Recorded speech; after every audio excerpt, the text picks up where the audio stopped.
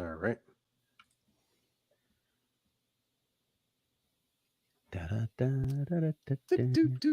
The topic is Trek. Hello, everybody. Oh, wait, that's your. That's my thing. Yeah, I've got one thing. Let me do it. I'll pass on both. Review changes to your page. Please review changes we made to the page's experience. And to keep using the topic is Trek. What have they changed? Oh dear. Oh, you don't want to know. Your page has been updated. Yeah. I got that too. All right, whatever. That means things moved around, and now I don't know where I can change my persona so that I can post. How do I change to me so that I can share as me? Well, that was one of the changes to the page. Yeah, where's the I want to be Chuck. I don't want to be the topic is Trek. Let's see. Oh, they've Right taken below away the that? video, there's a little thing that says choose how to interact. And it has like a little you'll see where it says CBS All Access only because we got the background on there, but right Switching below there's to your Chuck picture. Tomasi. Well, it automatically switched me to in the upper right. My icon changed to the topic is Trek. Yeah. For the problem. Is Hello, Facebook- ladies and gentlemen. We're just getting started here. Yeah. Now I'm back to this stuck with the review now thing. It's like, no, don't review now. There, share Review as- later. Your Yeah. commenting is Chuck. Oh, there's a little warning sign underneath that says That's like just when you go to do something important on a Windows machine. Windows has updates. Would you like to restart now? Ugh. Yeah, it's Yeah. always like 5 minutes before your important meeting. Yeah. Yeah. It always happens to me. I'm in the middle of the April podcast today or something. Goes, hey, do you want to do an important update? No. Hey, there's a new version of the program. Would you like to? No. Yeah. That's right. when it says if it's available, say try tonight. I'm like, yeah, try tonight when I'm not asleep. I don't Right. care. Right, because on this show the topic is OS updates. And just so I am clear, we're going all the way back to episode 2, 3, Yep. and 4, right? Mm-hmm. Okay. Whew, Yeah. episode 2 seems like it was so long ago. I actually watched them all just before we got back up here. So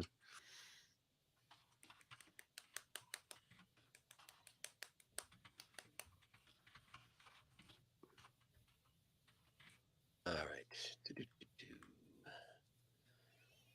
I think we're as set as we're going to be. Okay. Truer words were never spoken. Let me try the audio, make sure it's working. I hear it.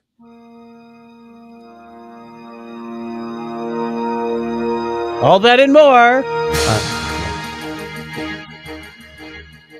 By the way, I like when I go to do autocorrect on Boimler, it says boiler.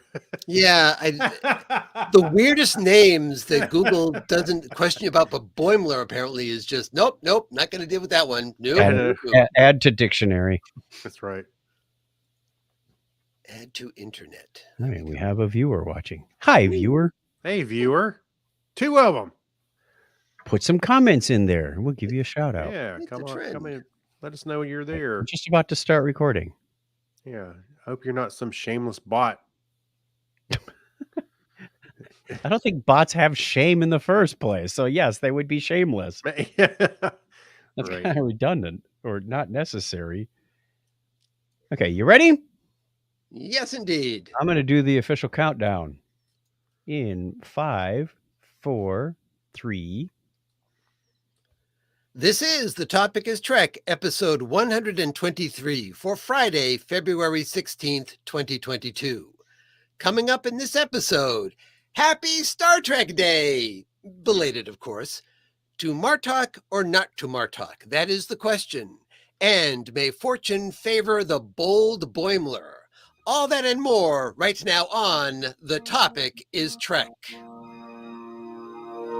Never back down, never cower.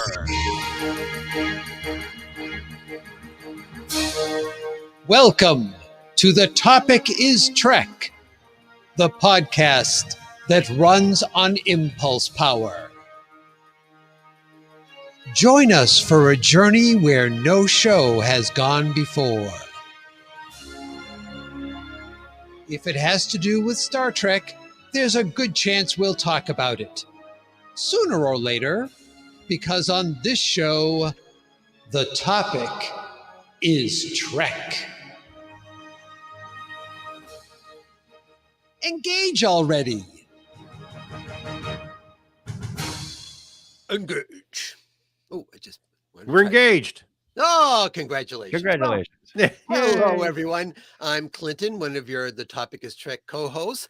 And as you already heard voices from beyond, there are my other co-hosts. So first, beaming in to join us from parts unknown with that hip new catchphrase that you will be talking about tomorrow around the park. I don't know. I don't think they have water Theater? tours anymore. So, Mr. Craig Stepp. Nobody puts baby in the corner. You were doing much better the last time. I think we've gone backwards here. There was hope. There was hope. There was it was fleeting, however. It's fleeting. Yeah, that's. He's had sounds what, like my 3 career. weeks to work on that one? No, We gave him Hey, too yeah. much time. He overthought it again. that's And right. also joining us is Mr. Chuck Tomasi. How y'all doing? Just wonderful now. Anyway, we were at Dragon Con, seems like forever ago, and yet just we got back from there just the other day at the same time, and feeling a little under the weather when we got home. So I'm fine. How are you? doing okay now. Doing okay now. So things are. I'm things are- fine. How are you? I think we all survived. I hope so. Otherwise, there's a ghost in this room. So I. That's right. That's right. Hey, I got your hypo sprays ready right here. I got Oh, the yeah. blue one and the red one. No, you're only supposed to take one of them. Not only that, you're Okay supposed with to give it me. to us. Dr. Morpheus Why said did you you only take- supposed to choose one of them. Doctor's orders. That's right. Inject orally. It's like a Banaka breath spray. Swallow. All right. Well, we've got a lot to talk about in Subspace Chatter, even though it's only one topic. Really, really weird. And I don't just mean the topic is Trek, Yeah. but protocol is protocol. So Yes. first of all, we have to ask Charlie, are we all set for Subspace Chatter? You don't need all that subspace chatter. And once again, you've just come Ah. through for us in the ways we expect from you, Charlie. The first drink of the game. So we having notes about things before the show. I think one of our notes should be speak to Charlie about what he's up to. Attitude adjustment. Absolutely. Record new audio clip. There you go. All right. Well, let's start things off. September 8th marked the 56th anniversary of the premiere of the original series on NBC. Part of the celebration included a Star Trek Day live streaming event where we learned a few things. For instance, if you're a comedian doing stand-up in the middle of a broadcast, reading from a stack of index cards it's kind of boring. Don't tell Also, Garrett Wong.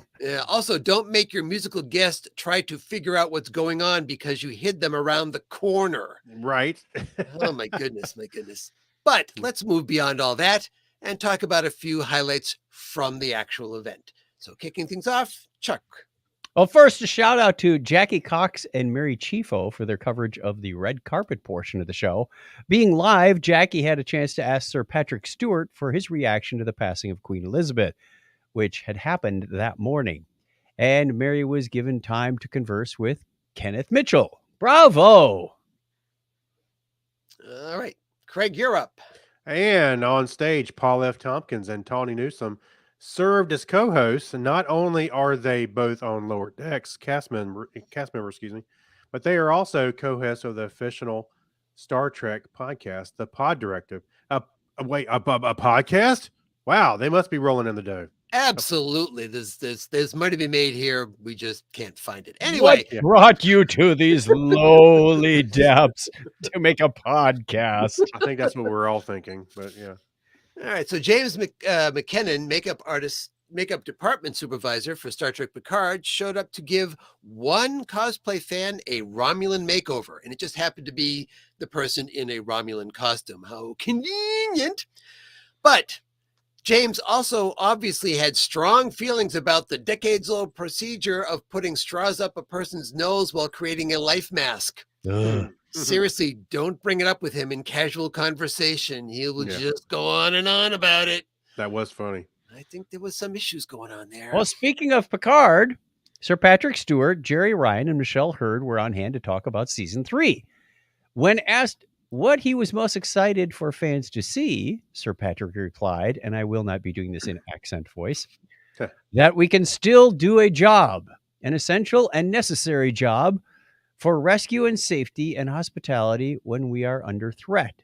So we're guessing that means they turn the USS Stargazer into a hotel. It's a DragonCon host. That's right. Hey, we did get a new teaser trailer. One of the things in the trailer that generated buzz the most was a ship. Oh, wait. It was the USS Titan A. Showrunner Terry Matalas later confirmed that it was a Neo Constitution class ship. And we'll circle back around to that. I see what you did there. Season 3 of Picard premieres on February 16th, 2023. Seems so far away, but it'll be here before you know it. And we'll circle back again. Circle back to that in just a bit. It was a Neo class? Neo Constitution Constitution. class. As in the Matrix? Yes, exactly. It's ones and zeros. Yeah, that's what they were thinking. That was his apartment number, by the way. It was 101. Yeah. Ah, bet you didn't think I noticed that. I can't imagine why you would. Anyway, in a pre-recorded segment, Wilson Cruz gave us a behind-the-scenes tour of the Star Trek Discovery sound stages in Toronto. No! Break the illusion! I know. A very boring building on the outside, as most sound studios are. Along the sound stages along the way, he ran into Sonequa Martin Green, Blue Del Barrio, Mary Wiseman. Obviously, that means Tilly is back, and Yay. Anthony Rapp. We saw Burnham's quarters, the costume fittings department, a tiny, tiny break area named Margaritaville, where Mary and Blue was sitting around drinking coffee. Yeah. A few glimpses of the bridge and an interior of the giant Federation HQ starship. So, fun fact, Wilson Cruz was reading the dedication plaque. The ship is named the USS Federation. Took him a long time to come up with that one, I guess. And it's a PAX class starship. A Pakled class starship? No, another Pakled. PAX, Oh. like peace. There was no Discovery trailer or premiere date for season 5, but we did get a still from season 5 showing Burnham riding on what appears to be a motorcycle in the desert. Oh, those captains with their dirt bikes and such. They just love to ride around there. And little four-wheelers. Yeah. Well, it's better than going through a desert on a horse with no name. Is it though? Yeah. Because the horse is thinking to himself, my name's Trigger. Trigger. Can you ever Horse get is it right? thinking, I don't know your name, but And I would say, nay. But anyway, okay, Oh, boy. let's move on. Hashtag dad humor. Cryptic Studios announced the latest chapter in their Star Trek Online game. It features the debut of Will Wheaton in the game, but he's not playing a fun-loving galactic traveler. He's the Terran Emperor! Dun, dun, dun. oh no. It will be interesting to see how that will work out for him because according to Deep Space Nine, the Terran Empire collapsed. Didn't think that Speaking would of connect. Will, he was I had to wait for the echo to die out. Speaking of Will, he was on hand to announce that the Ready Room will be back on September 22nd. I feel good to be out of the rain. Then there was a very, very small costume contest. 4 contestants. All 4 costumes were from the Kirk era. And we had a female Romulan commander, Lord Garth. I was thinking, Wayne's No, World. not from No. not from Wayne's World. Yeah. Actually, from TOS, excuse me. Aaliyah from the motion picture, which she actually looked really good, her costume did. And Captain Kirk with his big pocket parka from the Wrath of Khan, which also looked pretty amazing, to be honest with you. After that, Noah Wells joined Tawny and Paul on stage to talk about Lower Decks. As a bonus, the segment was introduced from the control room by Shax himself, Fred Tescatori. No, it's in know. parentheses, Craig. I know. Patashore. In a clip from an upcoming episode, the Cerritos is in serious trouble. The ship is being hammered by a Romulan vessel. Captain Freeman is about to order abandoned ship when, in classic First Contact style, a Sovereign-class ship warps in to save the day. Freeman says it's the USS Wayfarer, captained by Bucephalus Decker, but it's clearly Brad Boimler. Maybe it's another holodeck episode. Was that Decker related to the other Decker? Another holodeck episode. I don't know, but to name yourself after Alexander the Great's horse, I don't get that anyway. Well, Kate Mulgrew and Brett Gray talked about Prodigy and showed a clip from season 1, part 2. It showed the Protostar attempting to run from Vice Admiral Janeway and the USS Dauntless. Remember, the diviner said he placed a living construct on the Protostar meant to infect and destroy the Federation. Okona was in the clip, voiced by the original outrageous one himself, and Billy Campbell. Is it Okana or Kona? Okona. Outrageous? Okona. Okay. All right. Was he as outrageous as usual? It was just a clip. I can't tell. Oh, okay. Well, he had the same eye patch on we saw in Lower Deck, but seemed to have aged a lot in the 3 years since that. Not the years, it's the mileage. Yes, right. Prodigy returns with the second half of season 1. Finally, what about almost a year later? Feels like on October 27th. That's the same day as the last episode of season 3 of Lower Decks.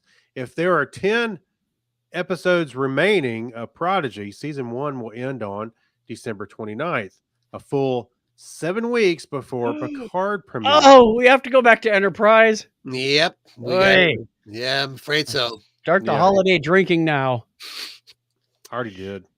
Nicholas Meyer was on hand to announce the upcoming podcast, Yeah. Star Trek Con Ceti Alpha 5. Or A lot of 6. colons You're in not there. sure which one. And there's a Well, lot of colons this- in there. Is Ceti Alpha 5. As we've previously reported, the story was developed by Meyer a few years ago as a 3-hour miniseries, but will now be presented as an audio drama. I'm down for that, actually. Weather report for SETI Alpha 5. Sand and wind. I hate saying it gets everywhere. Oh, and I'm See you crossing the tomorrow street. Hold on a second. Or a weather report. Trees and wildlife on Tuesday, sand and breezy on Wednesday. Continuing into the weekend.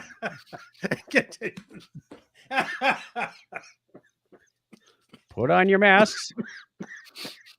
Gotta mute myself. Oh, we broke Craig. Craig. Okay. In another bizarre bit, aside from this show being a bizarre bit, Tanya and Paul showed off new Trek merchandise, including a limited edition Nerf Type 3 phaser blaster, some Star Trek school gear, and bedding from Pottery Barn. No, Pottery Barn Teen, and Playmates action figures and phasers in nostalgic packaging. That's right. And to wrap things up, excuse me. Still broken. To wrap things up, Tawny interviewed most of the main cast from Strange New Worlds. When Tawny mentioned her name on set doing the Lower Decks crossover, Rebecca Romaine knew all about it. That pretty much confirms that number 1 will be back. We will also, surprise. We will also get a clip from season 2 that appears to be from an episode that will center around Ortegas. Yes, I'm looking forward to that. Just Taco like Shell? fans have been asking for, huh? Ortega's taco shells? No. Yes. No. Yeah, it's Taco Tuesday on in the Enterprise. Crunchy. Sweet. I thought that was only a thing on the Cerritos. Cerritos, Ortega's taco shells. Actually, I like the little clip. Doritos and tacos. Yeah, I like the little clip. I'm looking forward to seeing that. Yeah, I don't think it's going to be the first episode of the season because I think that's going to have to center around number 1, but I'm sure it'll come up. And she did make a point to say that we were, that she also was excited to everybody to see the Ortega's centric episode about herself and when they were doing the interview. Mm-hmm. So the big surprise was the announcement that Chief Engineer Hemmer's replacement will be a character named Pelia, played by actress Carol Kane. Pelia is described as a, quote, highly educated and intelligent engineer who suffers no fools. Hmm. Pelia solves problems calmly and briskly thanks to her many years of experience. Mhm. And the word on the set was, now, they were saying that she was very funny, but it was unclear to me whether or not the character is pitched as funny or whether just Carol Kane on set was funny. Yeah, weren't you concerned about whether she's going to do the voice or not? Bonnie is concerned that she's going to do that voice, but she didn't do that voice on Kimmy Schmidt. So the only premiere date we got for Strange New Worlds was streaming 2023. Yeah. No, Wow. I like Carol Kane, and so I'm curious. I'm interested to see her. But yeah, if she starts doing her voice that she had back at what Taxi era, Mm-hmm. that would be a little weird. But We have some nice comments in the chat. Valencia tell. says, randomly decided to come to your panel at this year's Dragon Con, even though I'm not into Trek, but I enjoyed it. Very thankful for that. And then she also says, between seeing y'all, Garrett, Wong, and Wilson Cruz at Dragon Con, I was wishing I had been a Trek fan years ago. well, you know what? Aw. You can be one now. That's okay. It's There all you good. go. Put us in good company. Thank Yeah. you very much. Very kind words. All right. We have lots of links to the full streaming event if you missed it, as well as those exclusive episode clips and trailers, plus links to a lot of that sweet, sweet Star Trek merchandise. Just go to the show notes for episode 123 over at thetopicisttrek.com. We have, oh my goodness, lots Yeah. of links. Lots of links. We've got the entire panel. We've got the Picard new sneak peek trailer. We've got the Lower Decks clip. We've got the Strange New Worlds Ortega scene we were talking about. There's more merchandise links than there are for the video links. Right. So then we've got Wilson Cruz giving the tour. We've got the remembrance of Nichelle Nichols that they Yep. did. We've got the clip from Prodigy. We've also got a clip from the new chapter of Star Trek Online Ascension, which features Wesley Crusher as the Terran Emperor. Plus, in that one, I give us a second link. There are many videos like this online. I just picked one in particular to have one there. People have already played through this entire chapter, and you can, it's about an hour long if you want to sit through it, but you get to see everything that happens in this chapter of the Star Trek Online story. And then, yeah, in merchandise, I've got links to the Phaser Blaster, to the stuff from Pottery Barn Teen, and then all the different Action figures. ships and action figures. Action And figures. everything going on there, plus a couple of links to pages on StarTrek.com where they also have some more merchandise, including the I think that Larry Nemechek interviewed these people at one point, but I'm not sure if it was he. But the people that make the boots for Strange New Worlds, it's a small company, and you can actually buy that boot. Now, usually when I say buy that boot, the boot is just a stock boot. You know, so cosplayers will buy. I thought you were listening to some new music. Buy that No. boot. Buy that boot. No, let's not. Let's not Boots and do that. But this one we're talking about with the Delta shields on it and everything that's custom Oh, done yeah. for Yeah. it. They're not cheap. Cool. I will tell you, they are not cheap. But if you want authentic, it's the same people that make them for the Yeah. show. Right. So there's a link to all that stuff in there. Hey, by the way, you mentioned earlier we were going to talk about the ships again. Right. So we Mhm. talked about the ship that was the Federation ship. We talked about the Titan?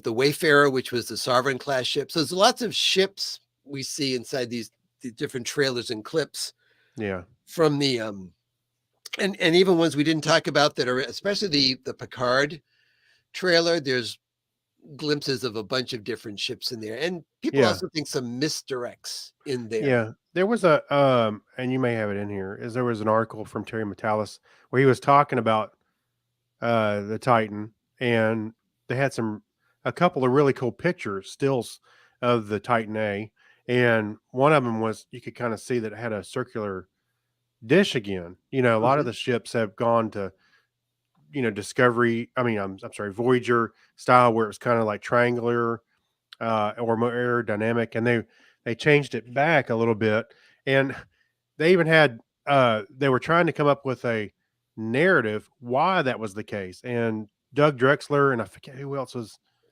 in that article. They were talking about how they came up with that. I was like, okay, well, apparently, as they were building ships in these new shapes, aerodynamic shapes, there was a, when they go into the atmosphere.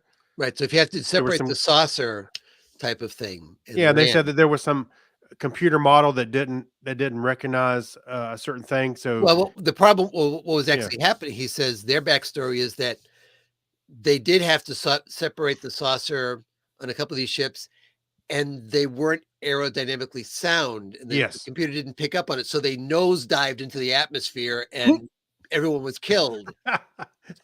So they said maybe we should hilarity rethink that and go ensued. back Yeah. to like, the disc shape for the landing. Yeah. So that's why the Titan is kind of more in that shape. And I thought it, and the stills look fantastic. I think the Titan looks awesome. Actually, that was a fan design, by the way. Yes, it was. And matter of fact, if you go to the links for all the stories we didn't get a chance to talk about over at episode 123 over at thetopicIstrek.com, there's 19 additional stories broken up by series, movies, and other categories. And one of those articles is the one that Craig was just referring to. Yeah. So you got to go in there and find it. That's right. Well, it's in the Star Trek Picard section because it's broken Yeah. out, and we're talking about Star Trek Picard. So it's link number 7, actually. Interview Terry Matalas on USS Titan backstory. Yeah. See, there we go. Which I thought it was really cool that they actually worked on a backstory for design. Yeah, I mean, it makes sense because I know that people have been questioning the look of the ship because it very much has a look like the Enterprise refit from the motion picture. Yes, it did. So we're talking about a ship that was produced in the 25th century looking like the retrofitted Mhm. Enterprise. And so It did this very sort much of look helps. like that Enterprise with a short neck, kind of, shorter, squatty. And very Mhm. bulky, very, very bulky middle section and Yeah. curved pylon. It's an interesting story as well about the pylons leading to the nacelles. They're curved because they had gotten away from a lot of those type of shapes, and they felt like, just like everything else, things that start to come back into fashion again. So what if all of a sudden the Starfleet says we need to have this kind of look to ships now? Yeah. Right. Interesting stuff. Yeah. All right. All that said, it's time for my favorite part of the show, All and right. that is when I get to say goodbye, Charlie. I want to stay. No. It's so much better. It's so much better. And then Frankie Valli starts singing, "Oh, won't you stay?" Yeah. Just a little bit longer. We cannot afford the rights to these songs, guys. I don't know how That's to- all right. We're not going to get clipped on YouTube because it's so far off the original they won't even recognize it. In the desert, you can't remember your name. Well, now we're going back to America all of a sudden. Let's move on with an appropriate sound effect to our main mission. Main mission. Let's do that. Yeah, that's a big decision maker there. Hey, there's a lot of bad choices to make in this show. True. Yeah. All right. We're going to talk about 3 episodes of Lower Decks.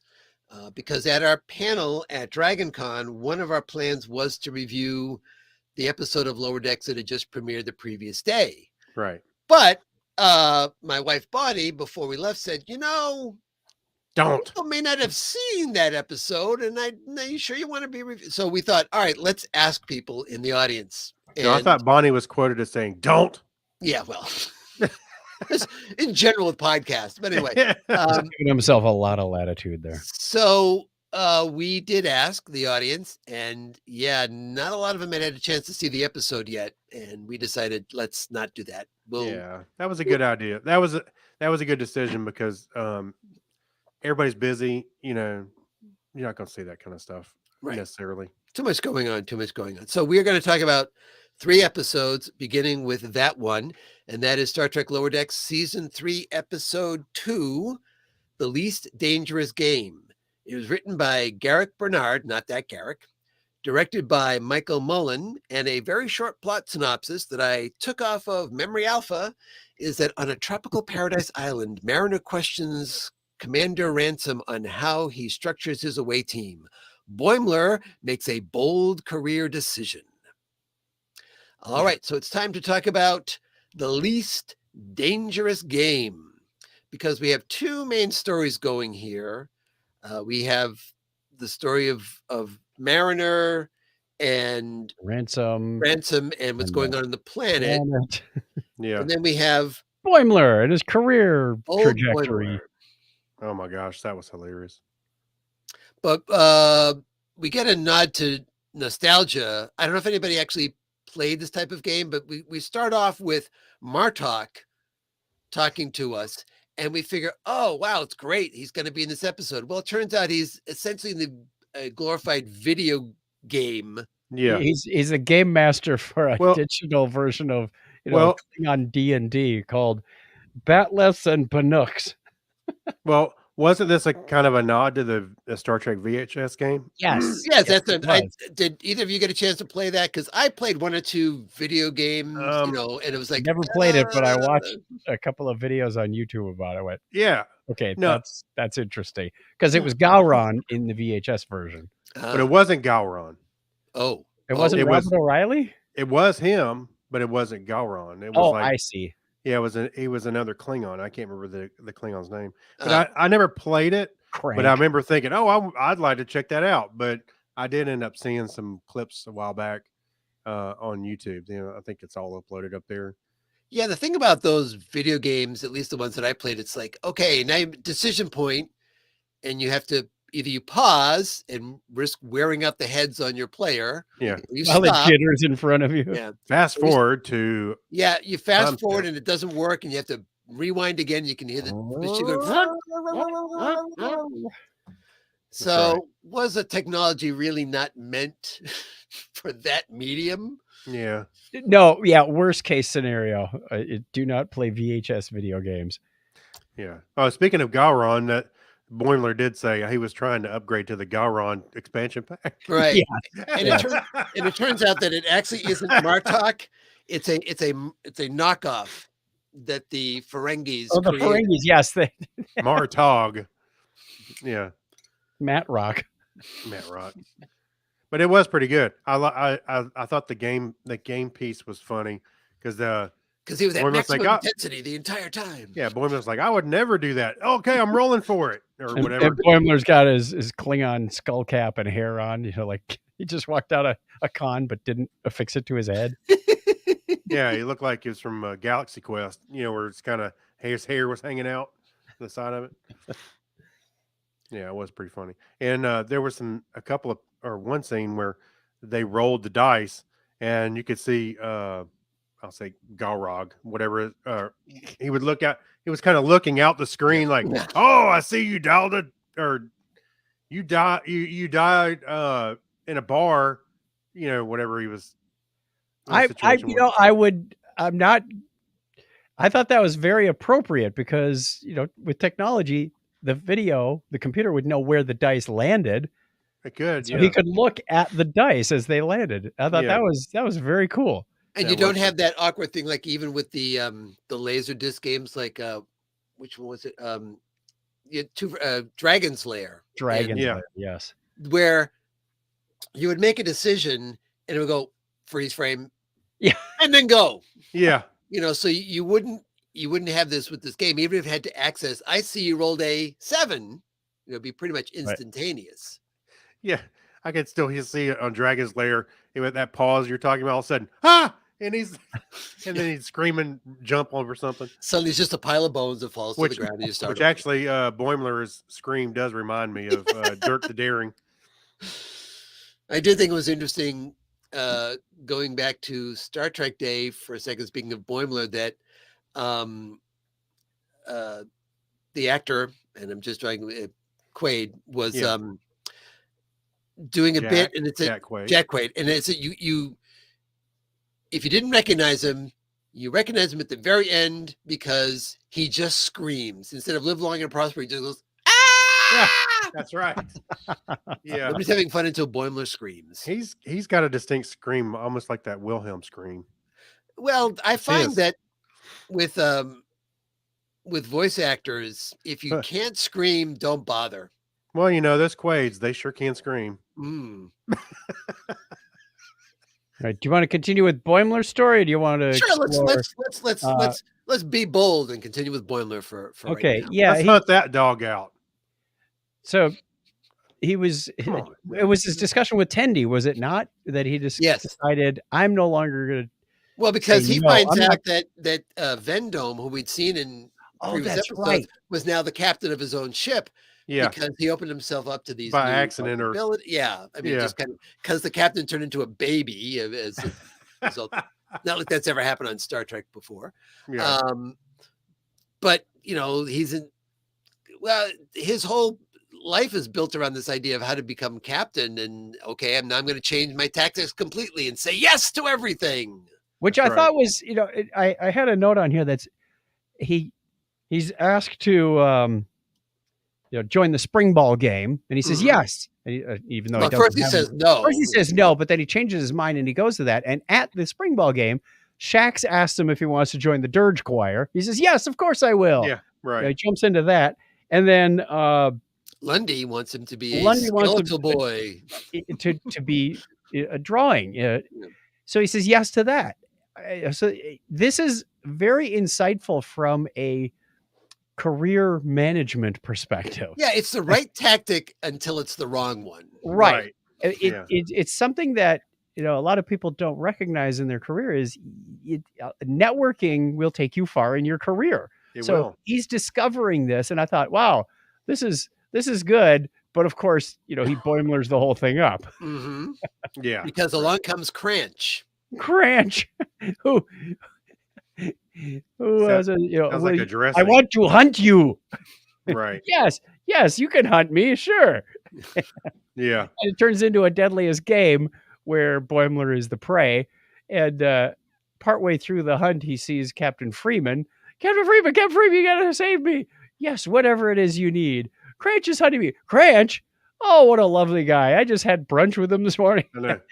Talk about mimosas or something. Yeah. Thank you for the mimosas this morning again. That was funny. Just And to he break bothers down the beluga whales by jumping in with his shoes on. Yeah, I know. and they thought that was very crude and disgusting. And they consider Boimler a drama magnet. Yeah. Which isn't far off. No, not really at all. That's kind of Yeah. on the nose. That was funny. We also learned that there are, and we learned this from Cranch when he's being honest with Boimler, saying that there are 3 types of prey. The first one is immobilized by fear.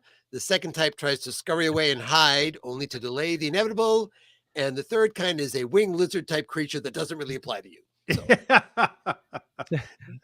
Captain Freeman says, but you gave him your word. I want my word back. I want my word back. That's right. Yeah, it's funny. He ended up turning himself around, He and did, then he Cranch did. even goes, well, all the prey actually turn around and decide to be the hunter, so it doesn't quite work out right. But don't just like stand there and talk. You're like, stick and move, stick and Yeah, move. stick and move. And then Cranch took a selfie with his prey. That's Right. cute. Meanwhile, on the planet, Ransom and Well, Mariner. on the space elevator. Yeah, the platform. yeah. So there's 2 things going on. One team needs to repair the space elevator, and the other team needs to go down and do diplomacy with the natives. So who do they send to do the diplomacy? Of course, the engineers. Yeah, Billups and Rutherford. Rutherford, yeah. Because Ransom is trying to prove a point, even though he's denying that, because he's trying to, teach a lesson to Mariner, who he's now in charge of whether or not she stays in Starfleet. Yep. So And she's like, she's saying, "You've got the wrong people working on this. The engineers should be there, and we should be down on the planet. What's wrong with this picture?" And of course, the engineers are going, "Wow, these people they greet each other with kissing, and they use tongues." Yeah, actually, there was one slight joke in there. I don't know if either of you caught it, where Billups was talking to Ransom. Ransom, be careful, you could become king while you're down there. Remember, if he Right. lost his virginity, he would have been a king. Right. a Well, to me, in the first season. that was the weird part about that character in this episode is like, Yeah. that's not the way we've ever seen Billups before. Yeah, he was always trying to stay away from. So it seemed a little out of character for the way he was acting, like immediately. He was like he was enjoying it. Hey, okay, great. I like this. Well, Yeah, they yeah. were enjoying it until they made a faux pas about belly buttons or something, and I got my belly buttons out. My belly So- buttons out. I just talked to them about Prime Directive and thrown the into the lava into the Federation. volcano. It'll be fine. Don't worry about it. Yeah. Yeah, and Mariner's just getting more and more ticked off about the whole situation. Decides to take matters into her own hands and does a jump Sky off of the orbital platform. It's not a space elevator; it's an orbital platform. just as Ransom says, "You know what?" She's in free fall. You know what? I agree. We should go down there now. So she has to abort the thing, basically climb back Yeah. up the, And then the jump space again. elevator. And then you go jump jump. again. And her arms are all floppy. Yeah. She's like, That I was a give up. funny scene. Thank goodness the chute opened for her. Right. That was that was pretty floppy funny. drive. The floppy dive was really funny. Floppy drive.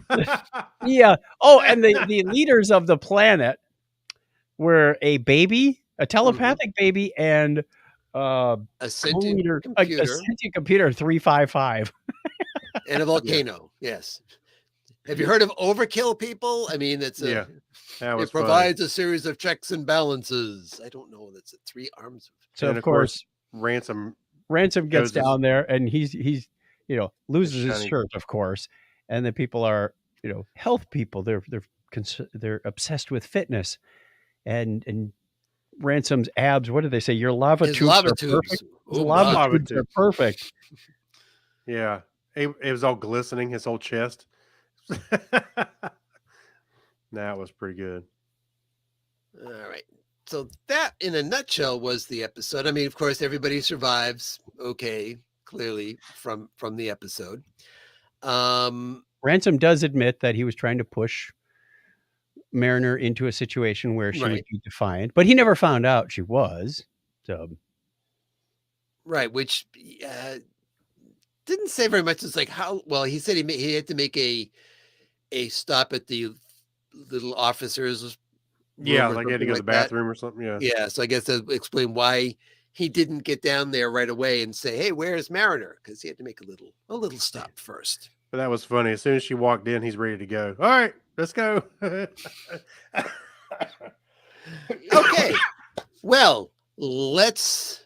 Anybody have any additional thoughts about this episode? it's a Not lot of really. fun. Yeah, it was fun. All right, so what are we gonna rate this on a scale of? We've got orbital platforms, we've got sentient computers, we've got a whole host of Got things. we lava tubes. Yeah, it we've was the got lava tubes. There we go. lava tubes. Okay, lava tubes. all right. On a scale of 1 to 10, lava tubes. I will go first because I'm probably going to be the low man on the totem pole here. I'm giving this one a 6. Whoa. Yeah, I like bits of it, but to me, everything felt forced and put there to be there, like telegraphed that things were happening. And I just felt like it didn't mesh very well together. Usually the stories will kind of weave in a bit better than this one did. Mhm. And I said there was some inconsistencies in the characters, like Billups. I just didn't understand why Billups was acting the way he did. So I think that Yeah. there were funny moments in it, but and I've watched it now Yeah. 3 times. Yeah. So it just wasn't clicking that well for me. So I'm giving it a 3. But like I said, I'm probably low person on this count. Wait, You're let's giving go it 6. giving it a 6. You said 3. I was like, wait, Oh, I'm what? sorry. Sorry. I meant to say 6. I'm sorry if I said He just 3. cut his rating in half. Like, I thought Yeah. you liked it better than that. Oh, Jeez. I'll double Whoa. that. I'll double that and give Suddenly- it a 6. There you go. Sorry. Suddenly we're back in Enterprise territory. Right. Oh my, let's not go. Well, we're going there soon enough. All We're right. going there soon enough. So let me go next to Craig. All right. I'm kind of in the same boat with you. Some things I thought were funny, especially Rutherford and Billups running around trying to fix their situation down there. But yeah, things were kind of set up really to move Mariner and Ransom forward in their little ongoing story. So yeah, I think I liked it a little better than you. I'm gonna give it a 7. Okay. And what about you, Chuck? I'm going with a 7 also. I think you're right. It had funny moments, but it felt, we had the Mariner Ransom story move along. We know that he's in charge of her and he was trying to progress that. We also saw the origin of Bold Boimler, which carries into upcoming episodes, as we'll soon find out. But it was, you're right. Those two storylines did not connect as they usually do. Or maybe I should say sometimes do, not usually. So it was entertaining, but it wasn't, outstanding as we've Right. seen with some other episodes. All right. Let's move on to our second one. Chuck, you want to walk us through episode 3? Episode 3 of season 3, the Mining the Mind's Mines. That's just a tongue twister in itself. Written by Brian D. Bradley, directed by Philmark Sagadraka. And on a remote science outpost, stone orbs are bringing fantasies to life. And Tendi starts her first day as a senior science officer trainee. We have All those right. two things going on. Yeah, got things happening here. So the main story, which ties in with the other story, Yes. they go together, is these crystals, these rocks that are down there on the planet, that apparently read somebody's mind and make their fantasies real, because I noticed that other people were seeing them. It wasn't like just in your head, Mhm. and you were seeing the thing. Everyone saw it, so it was making it manifest, which is completely different than how this thing would normally work. Didn't it start out on the ship before they went down to the planet? No, it started off, the episode starts off with somebody on the yeah. planet Oh, researcher. that's right. finding one of them, and it's like his Yeah, Yeah. he's like, school teacher. my 5th grade teacher, and she's like, yeah, and why are you in a toga? And then I started singing ELO's Turn to Stone. Indeed, right. because yes, the scientist is and you have a shadowy figure kind of looking at the whole thing, very mysterious. So it turns out that we find out that there is a species called the Scrubble. Rubble. Right. Taking a break from coming up with alien names this week. The Scrubble. All I could think of when they said that was the rock monster from Galaxy Quest. It could have been a Scrubble. Right. Isn't that the kind of cereal that you would sometimes have? Anyway, Yes. It's that letter game that you play with the triple word score thing. That's what it is. and a nice bit here is that when we come back from the break, what we found out is that the USS Hood had come along, and Captain Murakami had answered a distress call and had made first contact and had kind of done all this stuff to set up a way to handle the situation. And then the Hood is gone, and the Cerritos and another ship, the Carlsbad, Yep. Yeah. come along, as California class ships do, Yeah. to make second contact and kind of clean up the mess and take care of all the basic boring stuff involved. And in this case, it was the people that came down, the lower deckers who came down from the Carlsbad. Their assignment from Steve Stevens is to disassemble the outpost that had been set up by the scientists. Yep. And the Cerritos crew is supposed to gather up all of those mined rocks and put them in a container. And they're kind of playing basketball as they're slam dunking these things in. Yeah. But man, the Carlsbad crew is serious. Because they're working as a team and everything. They wanted to outshine the Cerritos. But Which, Yeah. of course, you find out there's like Cerritos envy going on. which I liked that development as well, because we're now in the third season of Lower Decks, and you've had time to start building up this reputation, because when they talk about, we have all these adventures and we do all this stuff, and Mariners going, From "What? past episodes. Yeah, what are you talking about?" And they start rattling off like all of them at the same time, these different things that they were all had all Yeah. done. Oh, we did this, that. Oh, yeah, okay, we kind of do have some, things happen. Was it Rutherford that saw Leah Brahms? That was his Yes. Right. So they start seeing visions, and I thought, man, engineers and Leah Brahms, what the heck is going on here? Poor Leah. Yeah. Hey, the actress is making money again. Yeah, that's true. And we then- have then we had like Borg snakes and Klingon well clowns. before that we had Brad Boimler's one is he has this admiral show up right. in a little like motorcycle with a sidecar that kind of looks like the Enterprise, saying it's the Borg attacking and we need Come on, them." Brad. We need you. Oh, We need the Boyd, hell, Brad. yeah. And it's just like, what? It's a sidecar? You're in your fantasy, you're riding in the sidecar? I'm a And natural passenger. Mariners friend Jennifer shows up. I'm a natural passenger. Yeah, Jennifer shows up, and lots Have we of met questions. Jennifer before? Oh yeah, we've met Jennifer lots of times. That's Jennifer who she's was dating. That's who Jennifer was Mariner was dating, or well, were- they she was alluded bef- to it at the end of the last season. Yeah, I mean, we saw her. She was first mentioned a couple of times.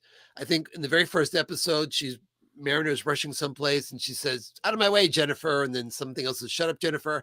And then we Oh, meet right. Jennifer, right? And so, Yep. yes, that is a character we have seen before. You're right. Now I remember. Yeah, they're actually dating now at this point. I loved Mariner's line when she says, "It's not a real day in Starfleet until comms get blocked." I know, right?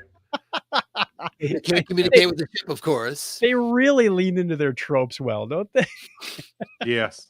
As we'll see in the next episode again. So Yeah. we then have everything gets out of control, because here is the Cerritos crew trying to outdo the Carlsbad crew, and the Carlsbad crew is trying to outdo the Cerritos crew, and suddenly they just start the Cerritos crew to pick up the pace is like slamming these rocks into the canister, and Steve Stevens comes along and says, "What are you doing? Stop doing that. You got to take your time with them." Yeah. And things go horribly wrong, and he is attacked by. Now I wrote it down how he pronounces it. Can I find it though? Oh, he calls Kukulkan Kukulkan, Yes. a name that neither of those people used Yep. in the animated episode. Oh, where they yeah. pronounced it two different ways. They came up with a third way to pronounce that name on purpose. On purpose, I'm Like sure. the Mogatu. Yeah, Mogatu. The Mogatu? Is that what you're talking about? Oh, yeah. Yeah. So add Kukulkan to your list of how to pronounce that. Coca-Cola. Yeah. Sounds like a cereal. Or an event we need to go to real soon. There's Chocula and Coca-Con And he's and turned to stone Frankenberry. and dropped, and his arm snaps off, as one does when one's a Yep. statue being dropped. But I got to tell you, those clown Klingons were kind of scary. Well, clowns are scary as Those They were had- the Borg hey, snakes. The clown Klingons had batless on the end of their arms. as one would. At first, I was Yeah, like, I thought they were good. carrying it, and I was like, no, they're actually attached to it. A good would you rather? Would you rather be attacked by Klingon clowns or Borg snakes? Is this a trick question? Yeah. That's funny. So they all go into a cave to protect themselves from all these weird visions and all these weird manifestations.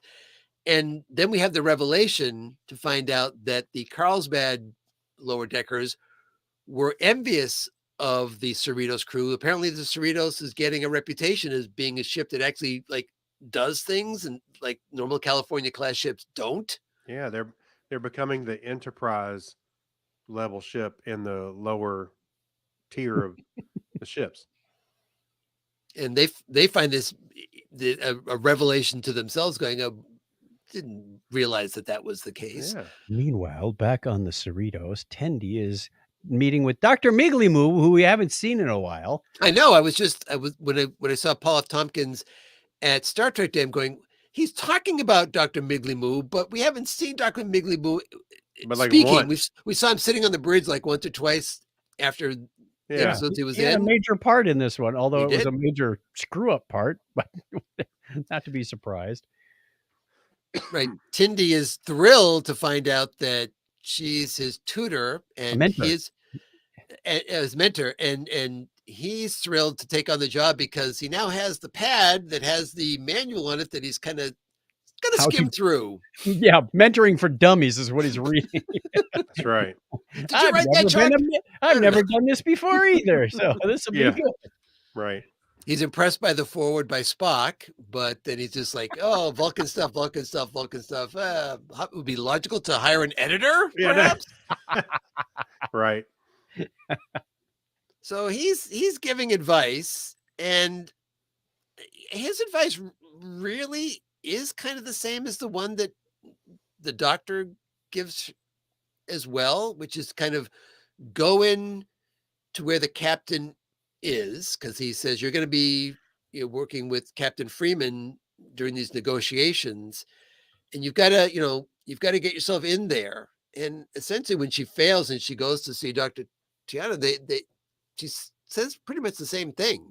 Well- Okay, you're going to fail, but Well, yeah, I think the advice from Tiana was what really resonated, because maybe even at the end when they're sitting at the bar and she sees Tiana over there and says, "Yeah, I'm glad I got some good advice from my mentor." And then all of a sudden he goes, "Well, thank you." Yeah. Leans in.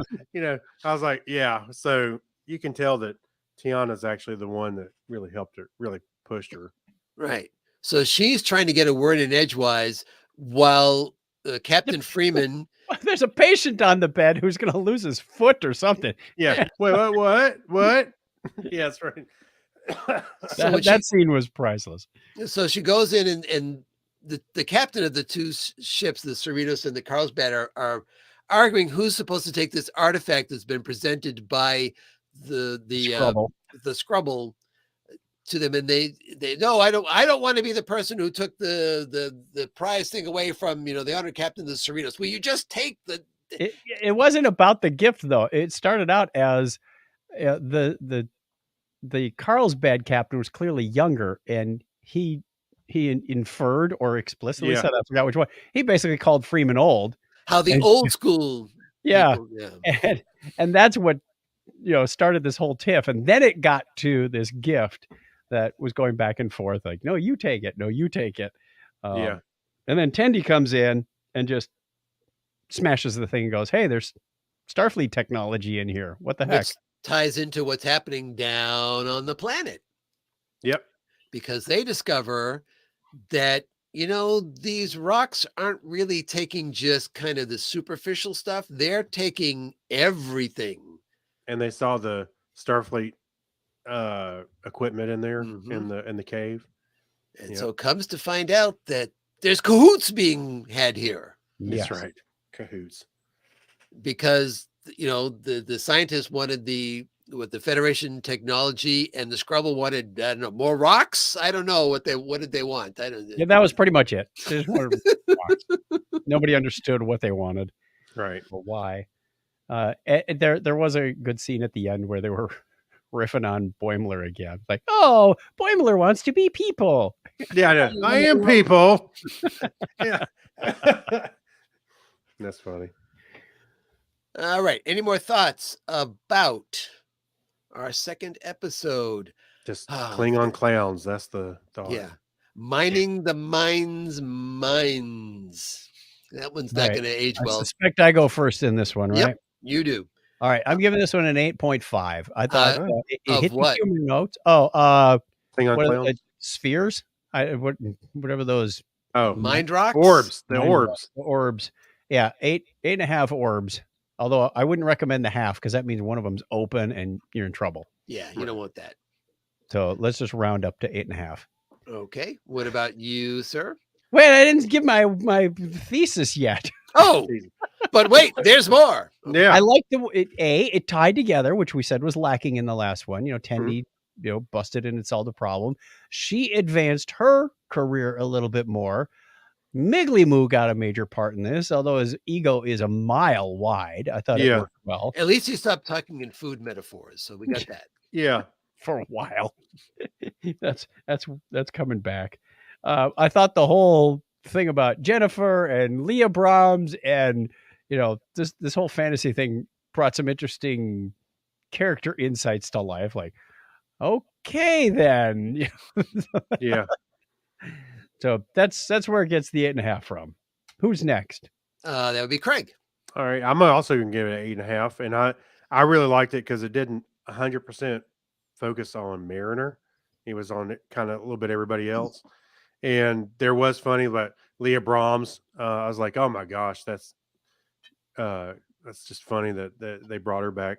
And then there was even a moment with Leah Brahms and Jennifer. Yes. They were kissing. I was like, oh my gosh, now they're mixing fantasies here. Anyway, I thought this was a pretty funny episode. And the Klingon clowns, I mean, who would have thunk that?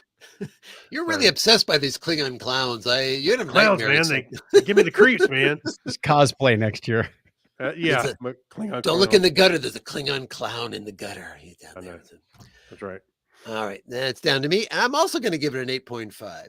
All right. I think mostly for the reasons we've already cited, that this one is more when I think about what they do on Lower Decks is a lot of times they do split up the 4 characters, but the stories matter to each other and you get some advancement of the characters in the story. And I felt like this Yes. accomplished both of those things. So well done. Well done. All right. And our final episode this time around, Craig, you want to walk us through episode number Craig 4? read number 1. I think it's your turn to read. No, Clinton did first. Did you go first? All right. Okay. Yeah. So season 3. Chuck, you went first. I went second. See, Yeah. I remember things. That's all right. I am smart. Yeah. Except for when you need your keys and you'll be Yeah, like, well, never "Where-" mind. That's a different story. Yeah.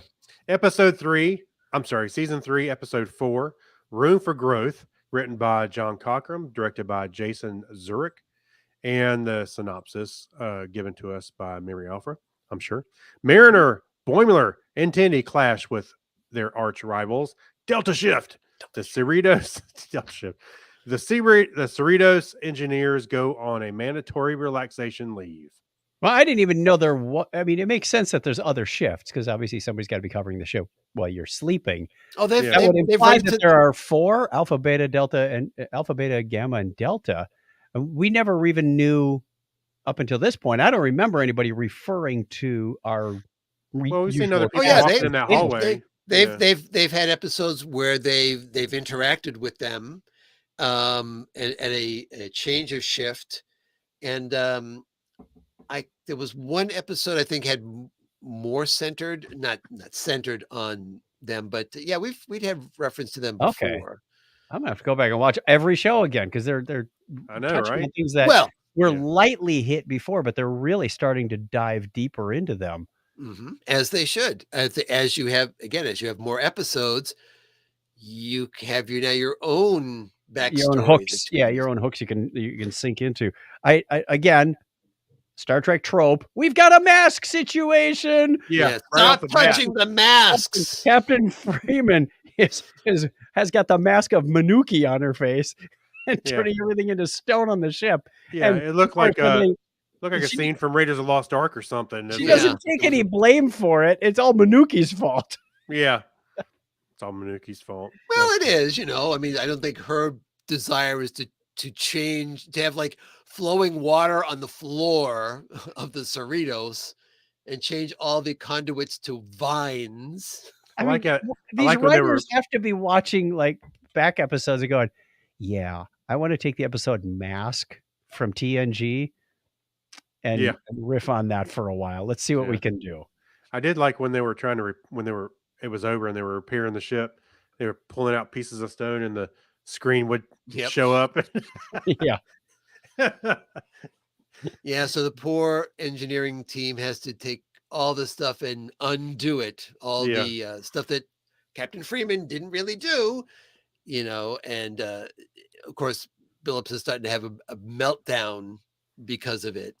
He gets to the point where he actually Slaps slaps Shax. twice. The first time was like a What- slap. The second was more like a flop. Yeah, he said, "Go ahead, let it all out." And he just goes, Yeah. "Bah." And then slap. That was funny. But Captain Freeman says, I think you guys really need a break. And there's going to be a mandatory vacation for A everyone. relaxing mandatory break. Who's excited? You know what's sad is I kind of related to that whole thing. Oh I was my like, gosh. Yeah, me too. Yes. Me Yeah, too. I'm trying Yes. to un or disconnect my head from work, No, but you can't. You know. can't. Yeah. Because the first thing they do when they get on to first of all, a Fixing very, the very, very door. classic, thing that you'd always see Scotty do is Rutherford is packing away manuals to take with him. Yeah. Right, for relaxation. But yeah, they get on the ship and they said, well, the door, they're all hovered around the door, fixing the door that wouldn't. What are work you well. doing? Yeah. Well, Well, the the door, door when we kinda did a fixed thing. it, then we Yeah. made it, we fixed We're it. fixing the door. We got to get Stop them. working. Yeah. Yeah. I had to laugh because in our meeting today we've got a new VP, and he was saying, I want to make sure that when you go on vacation, you unplug, you disconnect. I'm like, Uh-huh. you should watch Lower Decks. I know. That's me. Yeah. That's more reality. When the in-laws come over or we got a holiday vacation Yeah. and nothing's happening, what's Chuck doing? He's coding. Mhm. I'm relaxing because all they the- said it so well. Nothing makes us feel more relaxed than solving a problem. It's like, yes, that's absolutely it. It's satisfying. And part of It the is problem that they solve is how to make it pretend like they're relaxing. Oh, with sliding the cucumber underneath their wristband to make it go from yellow to Oh, green. yeah. They hacked their relaxation indicators. Yeah. That was funny. Yeah, but that is a real problem, trying to. Oh, absolutely. They're in the little Zen Absolutely. garden with the Hey. sand and the rakes, and they made a schematic in the sand. Oh, yeah. No, Yeah. no. Kicking the dirt, kicking the sand around. No, you can't do that. Freeman just loses it. We've got condition black. We've got a black. Her wristband goes from green to yellow to red to black. We got a black alert going on Captain Freeman right there. Forgot to mention we got to see our Edosian. Yes, we got Yes. another relative, Eric's. Yes, and she was calm for most of the part, and I like the way she says they were talking about the manis and the petties, and you can't have a petty without a mani. Yes, it's like a petty for your hand toes. Yeah. Hey, and I liked how Edosian was. I forget the name. What was the name of the Edosian? But anyway, It said she it was getting once, frustrated and turned around and started smoking, and Yep. smoke came out of the side of the head. It was more like vaping. Yeah, came out the side of the head, and You can have 3 cigarettes, Yeah, that's right. Or three, Vapes, whatever's. yeah, whatever they are. But yeah, I thought that was pretty funny.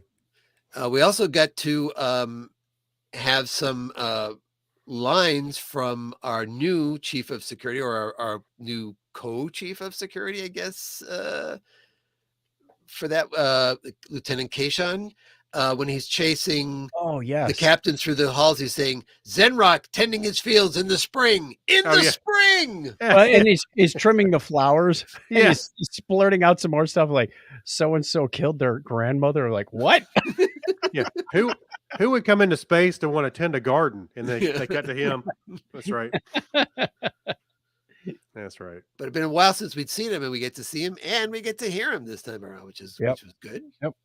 So of course you see Delta Shift and Beta Shift, and they were trying to compete with one another to go to get Hack on the a roster. terminal so that Yeah. because there's a lottery. An air gap terminal, so it's not connected to anything else. That's how this is going It to work. was seriously air gapped because this terminal apparently takes care of the quarters lottery because every once in a while there is a new quarters on deck 1 that some lucky winner gets, and In this case, they hear that there are 4. Tendi Four. overheard that there's 4. Tendi overheard Delta Shift saying they were going to hack the terminal so that they would win. And she says, "Oh no, we're going to beat them at their own game." Actually, I think Mariner came up with that.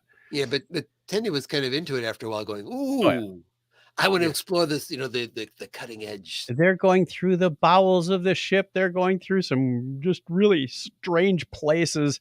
Apparently, behind the deflector dish when they need to turn it Yeah. on. Yeah, you would think they would recognize that there were the deflector dishes. This is and not a that would- safe space.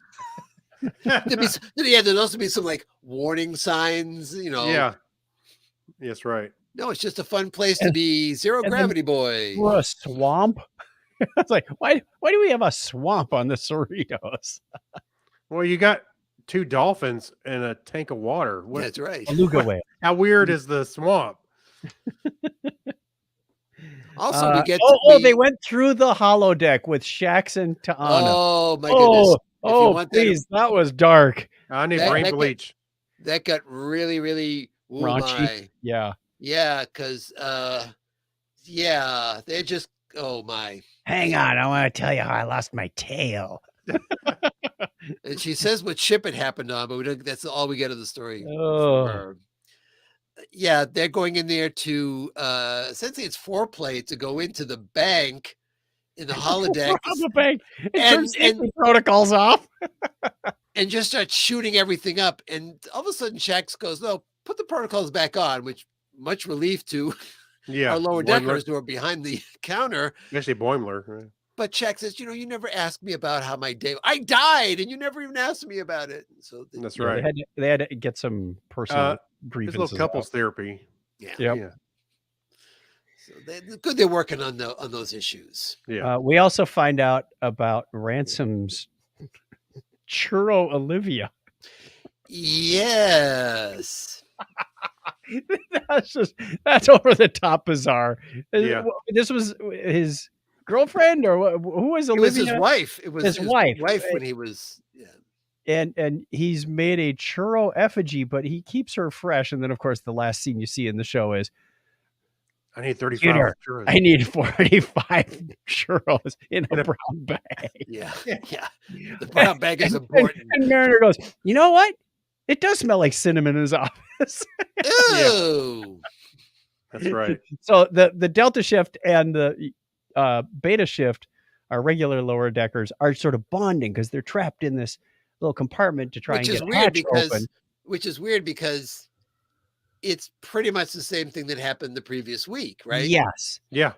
Only this time they get shafted because the door opens and the Delta They all shift. stumble over each other trying to Now, get who in. Yes. saw out. that part coming? Who I saw did. that part coming? I knew that was coming.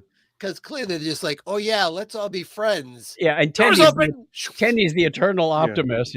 Well, let's just, whoever wins, and regardless of the outcome, we'll still be friends. Whomp! They get stomped on. That's right. But But they find a way to get to the computer first anyway. Yep. And they get And- there, and then it seems like, well, there's not 4 rooms, there's 1 room. it's not 4 rooms on deck 1; it's 1 room on deck 4. And so who's gonna get the room? And they just let's let It would the break up our friendship. We Yeah. wouldn't be together all the time. we would have these fun adventures like we just did. What turns out that the Delta team actually did win. They get the 1 room on deck 4. They move 4 beds in there and 4 make it beds. into a party squad. Like, smart move, people. Smart move. Which right. which Rutherford, back from his relaxing vacation, clearly. Starts riding them for that. It's like, what? You Yeah. You think Yeah. you're thinking Rutherford is not usually like that. Oh, I see, because he's been relaxing. He's especially tense now. Right. he comes back and he says, I am relaxed. Yeah. I was just at a spa. Yeah. I was just in a spa. The engineers, to help them relax, ultimately, they created a chamber Mm-hmm. Yes, that that will chamber- give you, effectively like a month's worth of this relaxation barge, the Dove, in 10 seconds. Yep. So they shove And they Freeman said in there this 'cause this he's will about to change. implode. This will change how this will make the Dove obsolete. There'll be Yeah, one of these in it's every like- ship. Which our favorite Adosian says, throw that thing out the airlock. Yeah. She'll be without a Actually, job if my- they put one of these on every. Well, once we realized what it was, I was like, oh, that's the opposite of agony booth. Ah, Oh, Yeah, it right? shows that we're in the right universe, I guess. That's right. Yeah, that's right. That's right.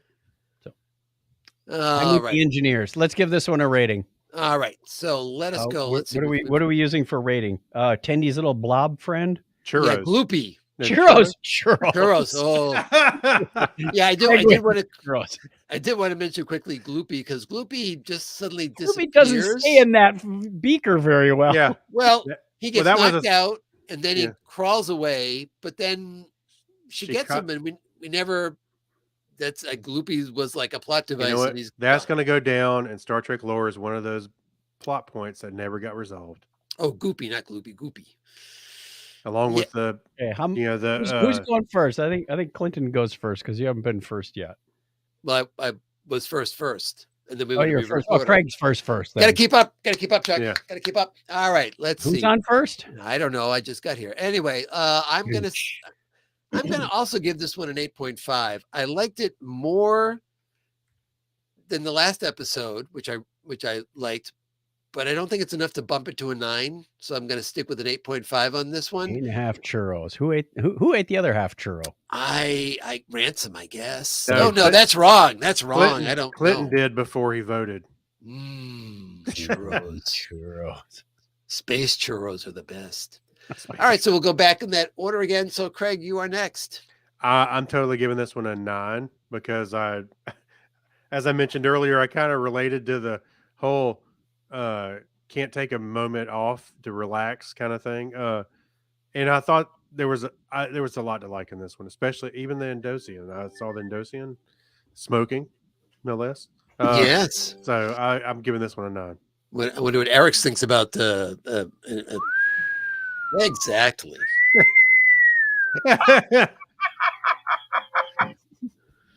What are you mumbling about? I'm giving this one a 9 also. I thought it had a significant number of ways to develop the characters again. We got to see more of Delta Shift, although I don't remember seeing them the first time. Now I do, clearly burned into our memories. Where are your keys, Chuck? I thought there were a lot of hidden hooks like Churro Lady, and there was a lot of fun in this one. And like Craig, I'm on board with the engineers. I can't even go on the Star Trek cruise without my mind going, this might work at work. This door is sticking. Yeah. I'm not coding on their computers, but I am gathering ideas for work. So I'm being inspired. Same kind of thing at Dragon Con. It's like, what can we steal here? Or I mean, be inspired by. Yes, exactly. Be All right. inspired by. Yeah. All right. Well, those are our ratings for these 3 episodes of Star Trek Lower Decks. But if you have a different opinion, different rating, different thought on any one of them, please leave a note over on our Facebook page at facebook.com/the topic is Trek. Or you can leave a comment on our website. You can you? Do we have those open? I'm pretty sure we do. Or Well, call the listener line we haven't If we set didn't up before, yet. we will now to have something open for that. So Use AOL keyword. topic no, is yes. Trek. You want to go to our Friendster page and no, anyway. Open ICQ and CompuServe number. Bulletin board is located at. Okay, let's move on from that, shall we? And we'd love to hear from you with your thoughts on it. We have a very quick warp speed roundtable, yeah. and that magically appeared while I wasn't looking. So the question is this time around is, how did you all celebrate Star Trek Day? Since I'm asking the question, I'll answer it first because I was recovering, mostly sleeping and such, but I did watch the live feed of the Star Trek Day Yes. presentation, but didn't really do much other than that.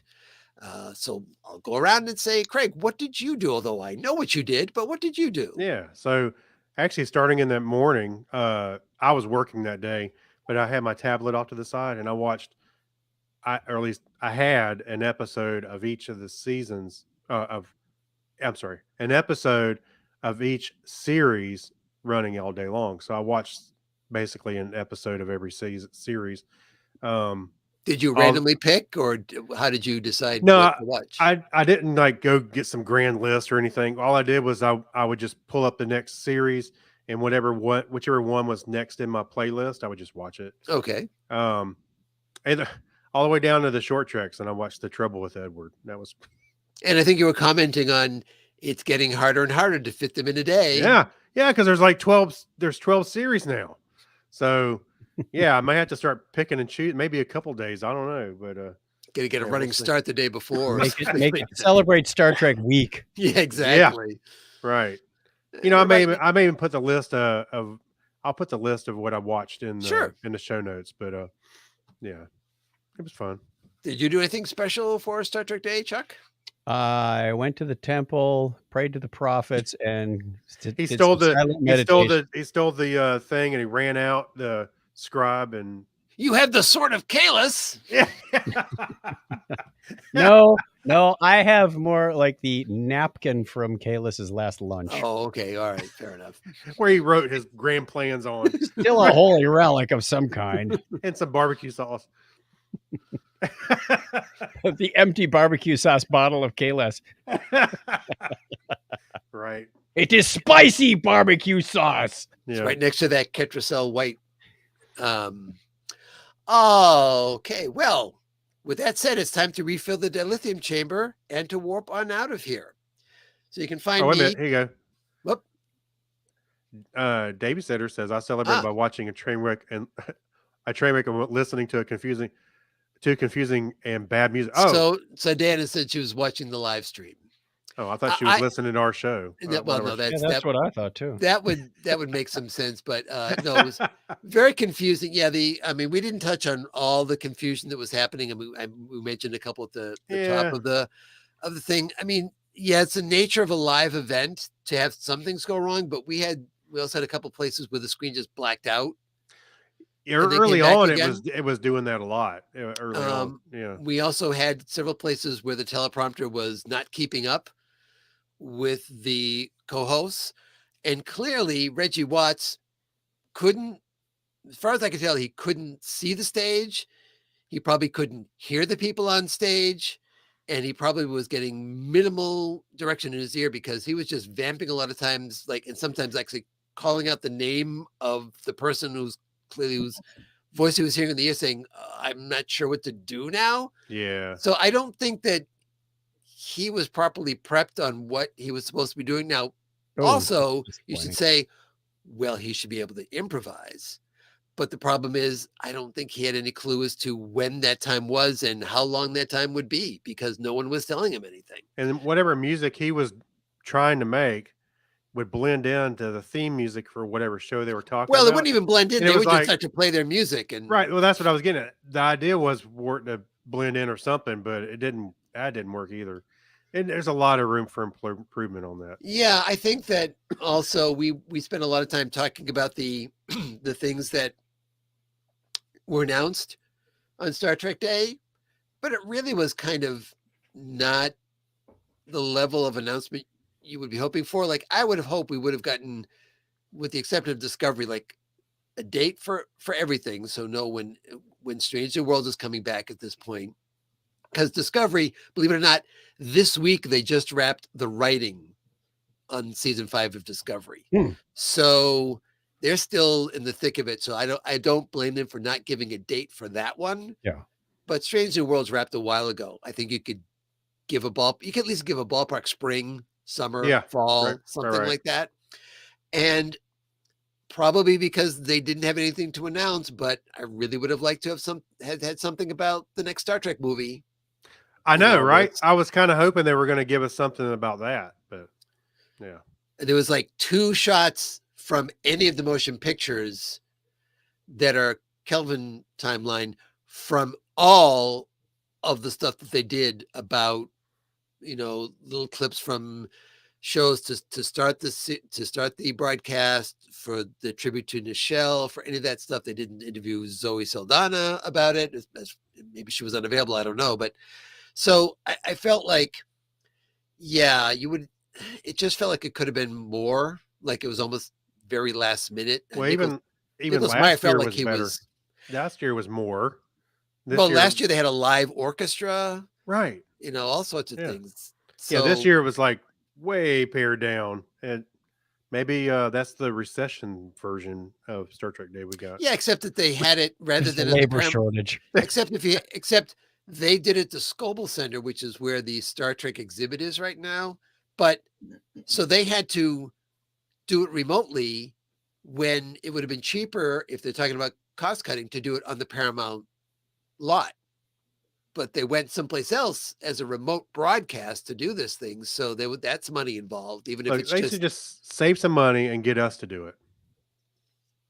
well, Oh, someone that would suggested turn out well. someone suggested that, they need to have Will Wheaton back to host it. And I think the problem with Will hosting it is Will was admitting himself when they were interviewing him that he was rambling on an awful lot. And he said, yeah, the same thing happened to me last year when I was interviewing George Takei and they told me to wrap it up. And I'm not going to tell George Takei to shut up. Yeah. So I felt like you need to have that director who says, okay, here's how you do a live broadcast and everything sticks to the schedule. Mm-hmm. Yeah. So we'll see what happens in a year's time. Yeah. If they do this every year, because this is only the second year that they've done It's it. the Second or third year. I want to say Third. third, but I don't remember. You don't remember the first one. Oh, the first one was just kind of a bunch of things tied together, but it wasn't like an event. Yeah. Thing, right? Yeah, right. You're right. Which may end up being the thing that works better. I don't know. All right. That's a side track on what we were Right talking on. about. Side Trek. We were wrapping up. Right. So you Find can us. find me, Clinton, when I'm not rambling about such things at Comedy Forecast, all Blah, one blah, word, blah. with the number 4.com. And who speaks for you guys? Go ahead, Go Chuck. I'm tired. Okay, well, you can find us by searching for Technorama Podcast pretty much anywhere on the internet. That'll take you to our website at chuckchat.com/Technorama or one of many other places like YouTube or Facebook, or you never know. It might just take you to the moon. Woo! Oh, did the Artemis launch, by the way? Speaking of which, Not yet. No, I Okay. think it was delayed, deferred till October something now. oh, They dear me. missed their first window. All right. Well, it's time to hit the theme, boys. If you like the show, please be sure to tell a friend about it and subscribe so you never miss an episode. We'd love to hear from you. Follow us on Twitter at The Topic is Trek. Visit our Facebook page, or apparently you can leave a comment over at thetopicistrek.com. Until next time, on behalf of Chuck, Craig, and myself, I'm Clinton, thanking you for listening. And as we always say here on The Topic is Trek, don't Don't put put on on the the red red shirt. Shirt. Maybe we shouldn't host.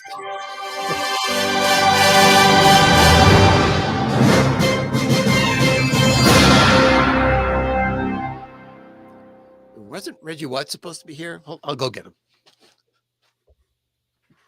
Done. All right. We are out.